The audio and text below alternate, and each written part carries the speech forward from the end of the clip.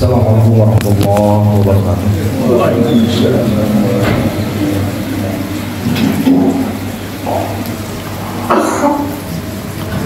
Innal hamdalillah nahmaduhu wa nasta'inuhu wa nastaghfiruh wa na'udzu billahi min syururi anfusina wa min sayyiati a'malina. May yahdihillahu fala mudhillalah wa may yudlil fala hadiyalah. Asyhadu an la ilaha illallah wahdahu la syarikalah wa asyhadu anna Muhammadan abduhu wa rasuluhu alladzi la nabiyya ba'dah, amma ba'd. Qala Allah ta'ala fi kitabihil karim, a'udzu billahi minasy syaithanir rajim. Ya ayyuhalladzina amanu taqullaha haqqa tuqatih wa la tamutunna illa wa antum muslimun. Wa qala Allah ta'ala bismillahirrahmanirrahim, inna fatahna laka fathan mubina liyaghfira laka Allahu ma taqaddama min dzambika wa ma ta'akhkhar wa yutimma ni'matahu 'alaika wa yahdiyaka siratan mustaqima wa yansuraka nasran aziza walladzi anzala sakinata fi qulubil mu'minin liyazdadu imana ma'a imanihim walillahi junudus samawati wal ardh wa kana Allahu aliman hakima. Hadirin waktu iman jamaah Jumat rahimakumullah.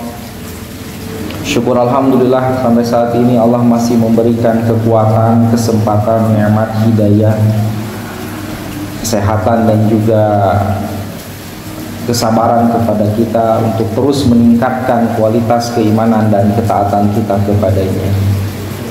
Menjadikan seluruh aktivitas hidup kita awali dengan niatan ikhlas semata-mata hanya karena Allah Subhanahu wa taala, dan dilaksanakan sesuai dengan kaifiyah yang telah dicontohkan oleh Rasulullah sallallahu alaihi wasallam.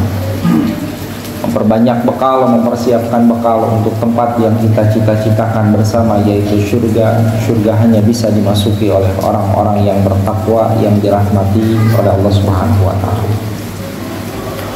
Hadirin wa iman rahimakumullah. Di dalam Al-Qur'an Allah menyebutkan kalimat kemenangan atau kemerdekaan itu dengan kalimat Al-Fathu. Ada surat yang dinamakan dengan surat Al-Fatah. Artinya adalah kemenangan atau kemerdekaan. Dan biasanya kalau dari sisi sirah, sejarah dihubungkan dengan Fathul Makkah, kemenangan, kemerdekaan kota Makkah. Kemudian ada satu surat lagi yang tidak disebutkan dengan kalimat Al-Fathu, tetapi kalimat Al-Fathu itu ada di dalam ayat pertama, yaitu di dalam surat yang paling pendek di dalam Al-Quran, yaitu surat An-Nasr. Idza jaa nasrullahi wal fath, apabila datang pertolongan Allah dan kemenangan. Hadirin wa iman rahimakumullah. Penjajahan bagi manusia itu akan terus berlangsung sampai yaumul yub'atsun, sampai hari dibangkitkan. Penjajahnya lebih hebat dari kita. Dia bisa lihat kita, kita tidak bisa melihatnya.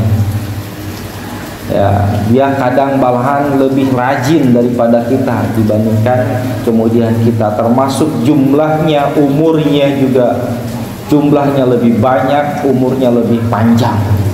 Siapa mereka? Yaitu musuh yang paling nyata yang Allah sebutkan sebagai aduwwu mubin, yaitu setan yang terus akan menggoda, menjajah jasad dan ruhaniyah kita agar kita kemudian tidak berjalan pada siratal mustaqim. Hadirin wa iman rahimakumullah. Kalau kita lihat dari dua surat yang Allah Subhanahu wa taala jelaskan tentang kemerdekaan, maka hakikatnya kemerdekaan, kemenangan, kebahagiaan itu tidak akan pernah datang kecuali dengan pertolongan Allah. Lebih lagi di dalam surat An-Nasr, idza jaa nasrullah, dulu datangnya, baru akan ada kemenangan, kemerdekaan, kebebasan, kebahagiaan. Jangan merasa sombong dengan kedudukan kita di atas. Jangan merasa sombong dengan kekuatan kita. Jangan merasa sombong dengan banyaknya harta-harta kita. Kenapa? Kalau tidak ada pertolongan dari Allah Subhanahu wa taala, Allah yang takdirkan itu tidak akan kita peroleh itu semua. Hadirin wa iman rahimakumullah, kalau kita lihat bagaimana dari sejarah saja, ya, Fir'aun yang begitu hebatnya, dengan bala tentaranya, pendukungnya, ada yang dari sisi penguasa, pengusahanya, ilmuannya, semua mendukungnya, ya. Tapi dengan pertolongan Allah, Allah Subhanahu wa ta'ala memenangkan, memberikan kemerdekaan kepada Nabi Musa dan umatnya Bani Israel tanpa ada peperangan. Kita lihat bagaimana kemudian Nabi Musa dikejar-kejar oleh Fir'aun malahan dan bala tentaranya. Setelah Fir'aun tersebut kalah sebetulnya dari sisi apapun, perdebatan, kemudian pembuktian, semuanya terkalahkan oleh mujizat Nabi Musa. Aralnya, marahnya, maka kemudian akhirnya ya mengejar untuk membunuh Nabi Musa. Tapi apa nyatanya? Allah tenggelamkan, wa aghraqna ala fir'auna wa antum tanzurun. Allah tenggelamkan Fir'aun, ya, dan kamu melihatnya. Dari mulai Nabi Musa ada di pantai, ia tidak tahu, tidak diberitahu oleh Allah Subhanahu wa ta'ala bahwa Fir'aun akan ditenggelamkan. Bahkan ia pun tidak mengetahui bahwa laut itu bisa terbelah dengan tongkatnya. Baru tahu setelah dari wahyu Allah Subhanahu wa ta'ala. Sampai di tengah lautan, sampai kemudian di daratan kembali tidak tahu. Nabi Musa pun tahu itu baru kemudian setelah Fir'aun ada di tengah-tengah lautan. Wa aghraqna, kami tenggelamkan. Inilah yang disebut dengan Nasrullah. Kadang kemenangan itu dari sisi apa? Ketakutan kita. Allah tolong kita, kemudian tanpa ada akal, di luar akal kita, kemudian ternyata kita sendiri yang menang, kita sendiri yang merdeka, kita sendiri yang bahagia. Hadirin wa iman rahimakumullah.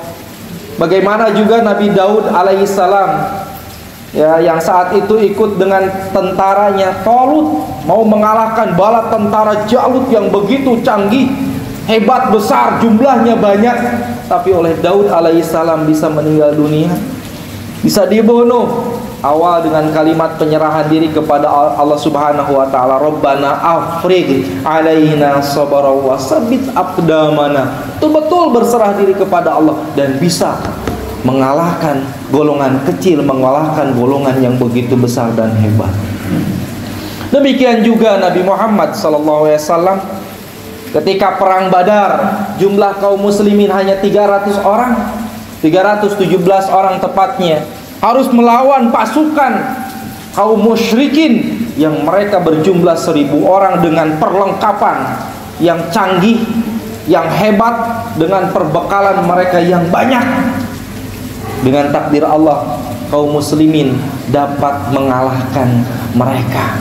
Dengan pertolongan Allah, kaum muslimin kemudian banyak yang terbunuh dan mereka terkalahkan. Inilah Nasrullah, baru Allah berikan fathunya. Di luar nalar yang sedikit ternyata mampu. Bahkan ada peperangan di zaman Rasulullah SAW disebut dengan perang Khandaq, yang mana saat itu kaum muslimin dikepung di Madinah. Madinah dikepung oleh sekutu-sekutu yang memusuhi Islam, Yahudi, Nasrani, orang-orang musyrik, semuanya berkumpul mau menyerang Islam di Madinah. Dikepung Madinah. Sampai kemudian Salman Al-Farisi kemudian memberikan ide untuk menggali lubang, menggali parit yang dinamakan dengan Khandaq. Maka perangnya terkenal dengan perang Khandaq. Apa yang terjadi?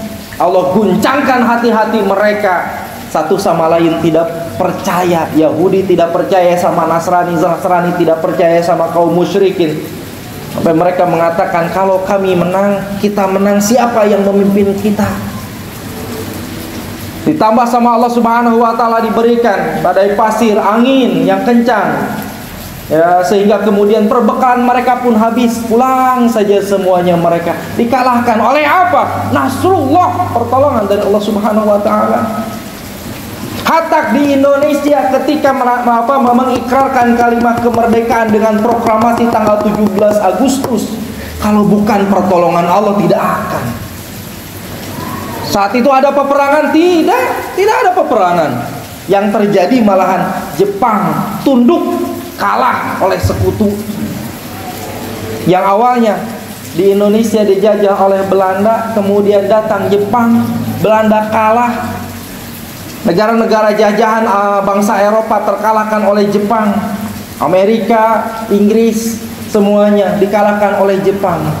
Kemudian Jepang dibalas dengan diberikan diturunkan bom atom di kota besarnya Nagasaki dan Hiroshima. Saat itu orang-orang Jepang pulang mengaku menyerah, kalah.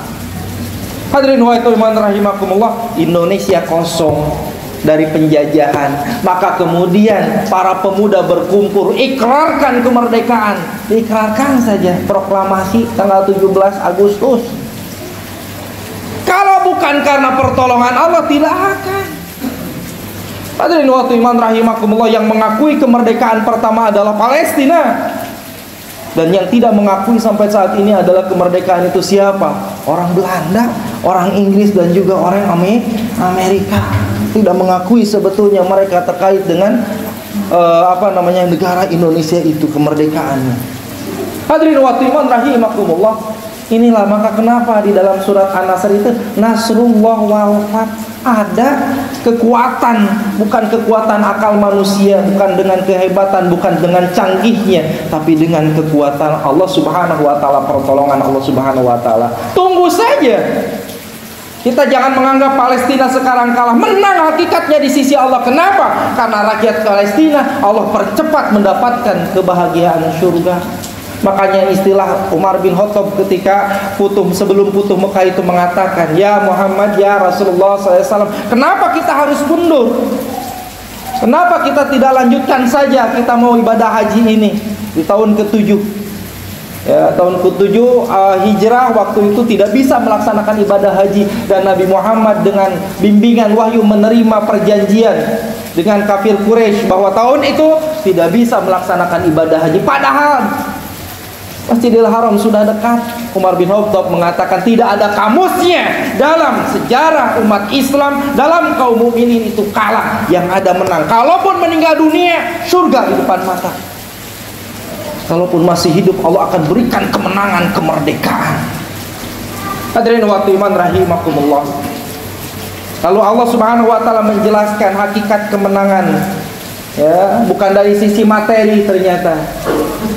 Hakikat kemenangan di penghujung itu surga. Bahkan kadang di dunia mungkin tidak ada materinya. Bahkan saya katakan tadi, mungkin dalam keadaan sedang dijajah, dia meninggal dunia, dia berjihad, dia berperang di jalan Allah, meninggal dunia, senang, merdeka. Kenapa? Karena ujung dari kemerdekaan itu adalah jannah.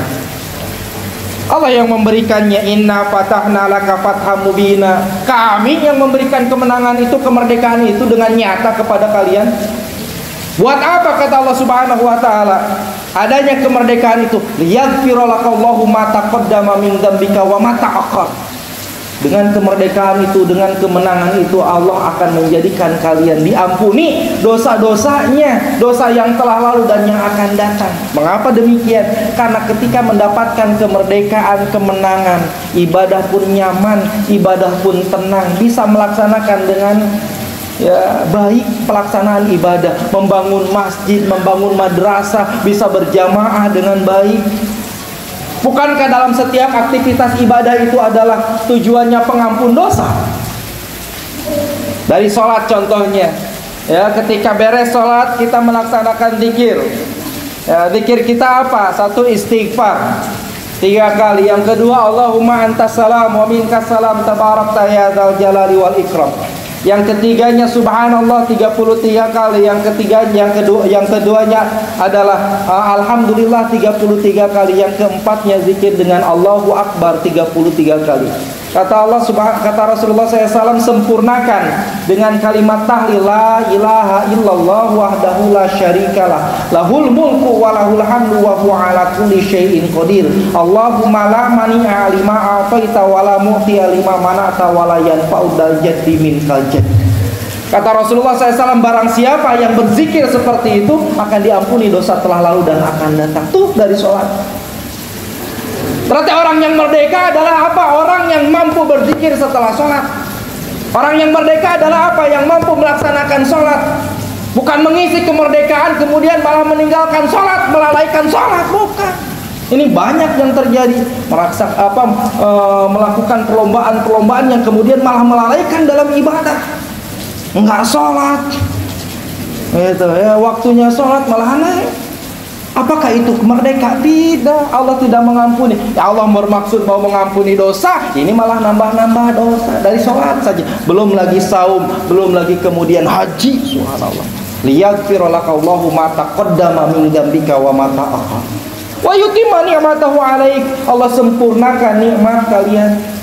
Tenang, nyaman, tentram, hidup mudah. Wa yansurakallahu nasran aziza, dan kemudian Allah berikan hidayah kepada kalian kemana? Ke dalam siratal mustaqim, bisa lebih dekat dengan Allah Subhanahu wa taala di penghujung, kemudian mengisi umur-umur yang Allah berikan kepada kita. Barakallahu li wa lakum.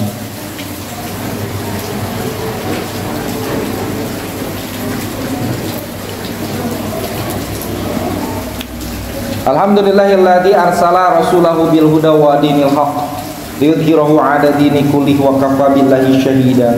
Asyhadu an la ilaha illallah wahdahu la syarikalah wa asyhadu anna Muhammadan abduhu wa rasuluhu alladzi la nabiyya ba'da amma ba'd. Hadirin waktu iman rahimakumullah, yang harus menjadi ibrah bagi kita semua adalah bagaimana kita di sisa-sisa usia kita yang Allah berikan jatahnya kepada kita diisi dengan kemudian lebih dekat kepada Allah, sehingga kemudian menjadi insan yang betul-betul merdeka. Khususnya saya katakan tadi di khutbah pertama, merdeka dari jajahan setan, dari jajahan iblis, dari jajahan jin yang kafir untuk terus mengejar keduniaan. Itu yang tidak terasa. Sebetulnya hakikatnya kita sedang dijajah oleh mereka agar jauh dari akhirat. Lebih lagi Rasulullah SAW mewanti-wanti. Kata Rasulullah SAW, a'maru ummati ma bayna sittin ila sab'in. Umur umatku antara 60 sampai 70 tahun. Ini menjadi patokan bagi kita. Ya, wa aqalluhum min man yajuz dzalika. Sedangkan yang lebih dari itu paling sedikit dikasih bonus. Yang usianya 70 tahun lebih enggak terlalu banyak, kata Rasulullah SAW. Tapi ini menjadi patokan, berarti bagaimana caranya di penghujung akhir hidup kita harus husnul khotimah, harus benar-benar kita merdeka di sisi Allah Subhanahu wa taala. Bagaimana caranya? Kembali kepada Allah, bukan malah menjauhi Allah. Lebih sakinah, lebih tentram, nyaman, betah di rumah Allah Subhanahu wa taala dalam ibadah, bukan malahan kemudian tidak betah dalam ibadah. Tidak betah, berat melangkahkan kaki ke masjid, berat melangkahkan kaki ke pengajian, berat untuk beribadah. Lebih lagi di usia 60 tahun. Rasulullah SAW mewanti-wanti, adarullah, Allah sudah akan masa bodoh. Allah tidak akan menerima lagi argumen ila amri, ya, kepada seseorang akharaha ajaluhu, yang Allah sampaikan ajalnya, umurnya hatta balagos sittina sana, sampai 60 tahun. Kalau sudah usia 60 tahun dia tidak balik sama Allah, tidak mendekat kepada akhirat, sudah Allah tidak akan peduli sama orang tersebut, dibiarkan saja. Kenapa? Sudah banyak Allah berikan waktu, kata Rasulullah SAW. Kenapa kemudian tidak balik sama Allah, malah terus saja dijajah oleh keduniaan, memikirkan keduniaan, kesenangan dunia. Nauzubillah min dzalik. Rasul mengatakan hati-hati ini. Maka ada istilah dalam bahasa kita, tua-tua keladi. Memang betul, makin tua makin menjadi. Ketika makin tua dia dekat dengan akhirat, Allah berikan jalan itu. Tapi kalau makin tua dia malahan menjauhi akhirat, menjauhi rumah Allah, Allah pun akan biarkan dia terjajah sampai seumur hidupnya. Bahkan ketika saat sakaratul maut, malah yang terjadi adalah su'ul khotimah, na'udzubillah min dzalik.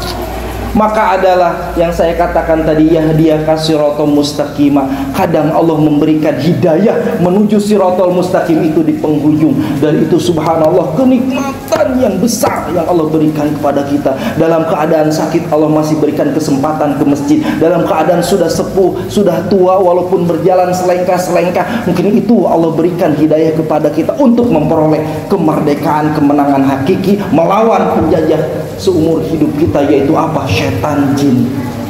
Hadirin wa iman rahimakumullah, maka teruslah minta sama Allah Subhanahu wa taala agar dikuatkan, diistiqomahkan, dekat dengan rumahnya, dekat dengan ayat-ayat Al-Qur'an, dekat dengan majlis-majlis ilmu, agar senantiasa memperoleh kemerdekaan hakiki yaitu surga. Kemudian di akhir hayat jangan terlalu banyak memikirkan urusan dunia, yang banyak memikirkan adalah urusan akhirat, agar Allah makin sayang sama kita dan dipanggil dengan kalimat ya ayyatuhan nafsul mutmainnah irji'i ila rabbiki radiyatan mardiyah fadkhuli fi ibadi wadkhuli jannati. Demikian yang dapat saya sampaikan pada kesempatan kali ini. Mudah-mudahan bermanfaat. Yang benarnya datangnya dari Allah Subhanahu wa taala, yang salahnya merupakan kehilafan, kelalaian, kebodohan saya pribadi. Mohon maaf yang sebesar-besarnya. Akhirul kalam, Rabbana la tuzigh qulubana ba'da idh hadaitana wa hab lana min ladunka rahmah innaka antal wahhab. Rabbana atina fid dunya hasanah wa fil akhirati hasanah wa qina adzabannar. Rabbana taqabbal minna innaka antas samiul alim wa tub alaina innaka antat tawwabur rahim warhamna innaka antal khairur rahimin warzuqna innaka antal khairur raziqin. Walhamdulillahirabbil alamin. Wassalamualaikum warahmatullahi wabarakatuh.